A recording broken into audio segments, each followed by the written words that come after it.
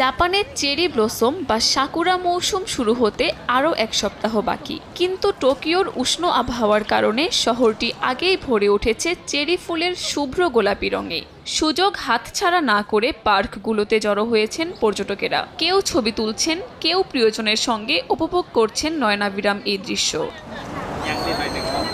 এখনও ফোটেনি সব গাছের ফুল, তবে মৌসুমের আগেই মনোমুগ্ধকর শোভা উপভোগ করতে পেরে খুশি দর্শনার্থীরা। নেই তাদের উচ্ছ্বাসের কমতিও। আমি প্রথমবারের মতো চেরি ফুল দেখছি। আমার মনে হয় এখনো ফুলগুলো পুরোপুরি ফোটেনি, কিন্তু তবুও এগুলো দেখতে অনেক সুন্দর লাগছে। চেরি ফুল ছবি তোলার জন্য বেশ সুন্দর। আবহাওয়াবিদরা জানান, গরম আবহাওয়ার কারণে জাপান জুড়ে এবার আগেই চেরি ফুল ফুটতে শুরু করেছে। আগামী 21 মার্চ নাগাদ টোকিওতে সাকুরা পুরোপুরি ফুটবে বলেও জানান তারা। মৌসুমের আগেই বিভিন্ন দেশ থেকে আসতে শুরু করেছেন পর্যটকেরা, ভিড় করছেন স্থানীয় বাসিন্দারাও। কাকলি আখতার, সময় সংবাদ।